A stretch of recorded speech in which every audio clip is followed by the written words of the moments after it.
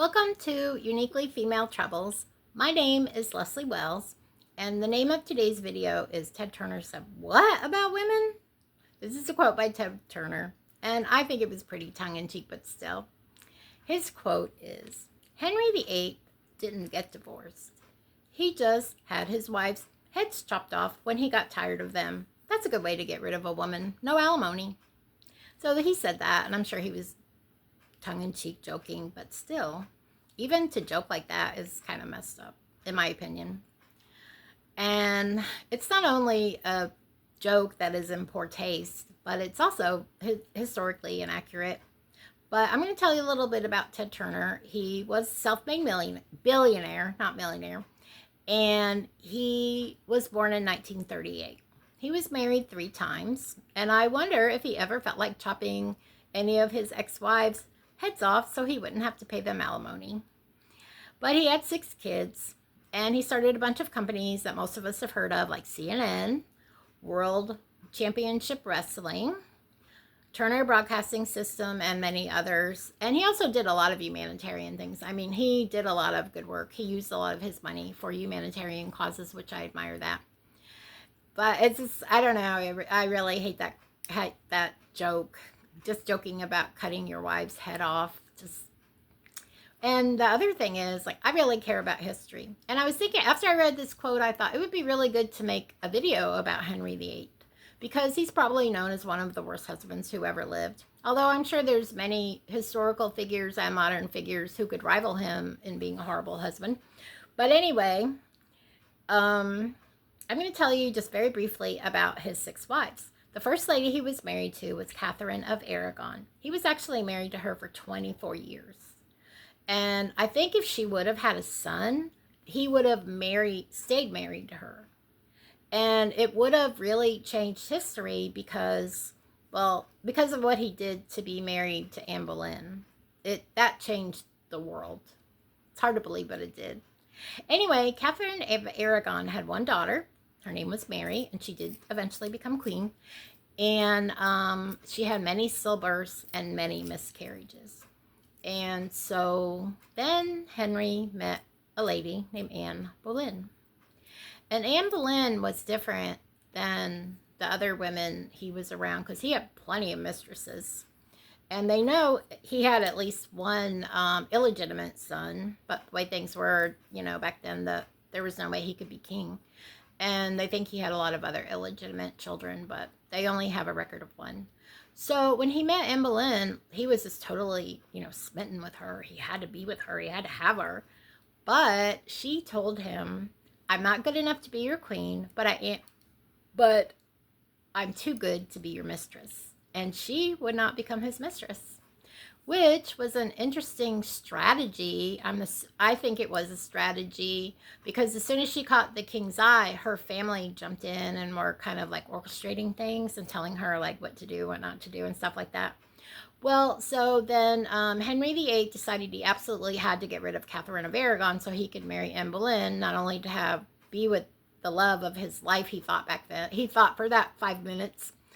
And also, she would have a son, because she was a lot younger than Catherine of Aragon. But the Pope said no. And the Pope kept saying no. And finally, to get what he wanted, like the spoiled baby he was, he actually took England out of the Catholic Church, which back then all of Western Europe was part of the Catholic Church. That was just like the way it was. And it was really revolutionary. And he started this church called the Church of England. And guess who was the head of it? Henry VIII. So he was king of the country, and he was head of the church of the country.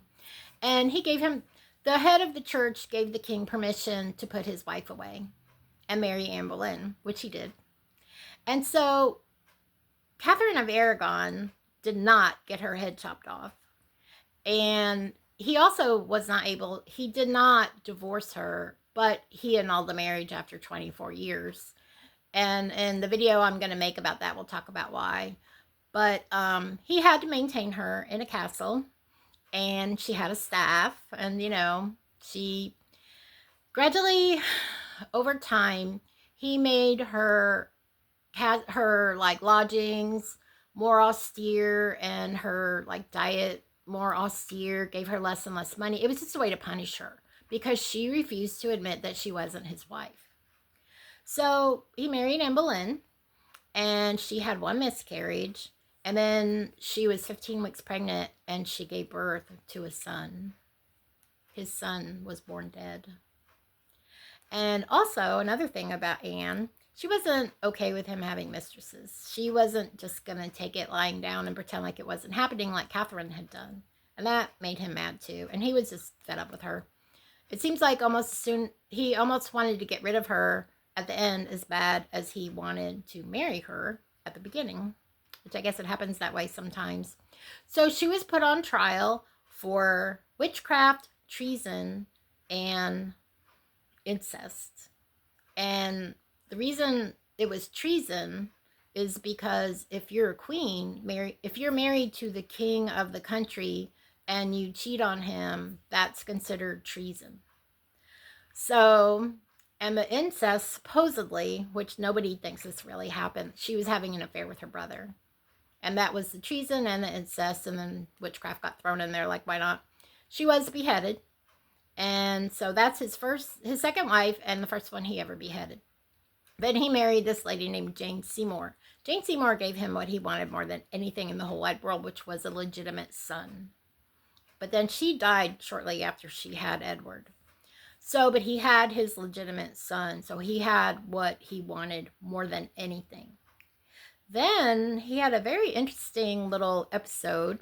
He married a lady from another kingdom that he had never seen before. And he'd sent a painter. This was pretty common back then, before cameras were invented. And if you were royalty, he sent a painter to where Anne of Cleves lived. She lived in Cleves. And that is somewhere on, I didn't check where that was, but that's somewhere on the European continent. And the painter painted a picture of her. And when Henry looked at it, he said, yeah, I'll marry her. And she was a young lady. So she came all the way from where she lived, and she was trying to learn English, and and they got married. But as soon as he saw her, he took an instant disliking to her. It's kind of weird. He said she was very ugly, which she wasn't ugly. From all the pictures I've seen of her, she wasn't ugly at all. And he said she smelled bad, which is pretty ironic. I'm going to tell you why in a minute. But anyway, they did get married, but on their wedding night, Henry did not want to consummate the marriage. They never consummated the marriage. So she had a separate place where she lived, which I think that's pretty normal back then. People didn't live the way we live now. So anyway, eventually he sent an emissary to her, and the emissary told her that the king loves you, but he loves you as a brother. He doesn't love you as a husband. So would you agree to be would you agree to be his sister instead of his wife? She said, yeah. And that was the smartest thing she could have ever done, because I think her head might have come off too if she would have said no. And I'm sure she would have been locked up somewhere before she got beheaded. I mean, that's conjecture, didn't happen. But she said yes. And she actually had a happy life. She was single. I don't think she ever got remarried. But she was an honored guest at the court. He treated her like his honored sister. And I mean, he kept her in the lap of luxury. And so that's another wife that he had to pay to maintain. So sorry, Ted Turner. Again, your little theory didn't happen.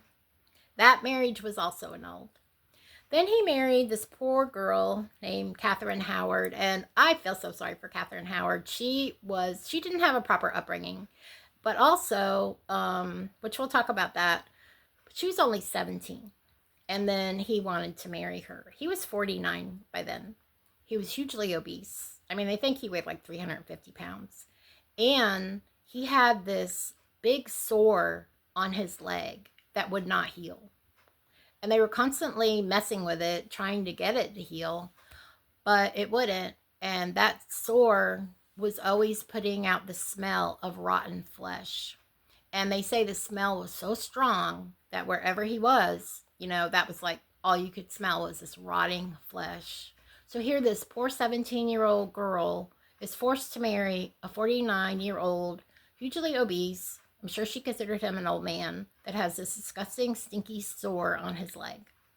Well, when Henry VIII says, I want to marry you, you don't have a choice. It's not a proposal. It's just telling you you're going to marry him. So she married him. I'm sure she didn't want to, although she probably did want to be queen. So, but since she was a little teenage girl, she ended up falling in love with a guy more close to her own age and having an affair with him. So she actually did commit adultery, which then would be treason because you're cheating on the king. And so she was beheaded. So that was, he beheaded 2 of his 6 wives. And then he married again. Her name was Catherine Parr. Out of his 6 wives, 3 of them were named Catherine. That must have been a very common name back then. Anyway, he married Catherine Parr. They didn't have any kids. And she was a widow, which that was the first person he married. No, actually, that's not true. Catherine Aragon was actually a widow, and the person that was her first husband was Henry's brother. His name was Arthur, and he died shortly after they got married.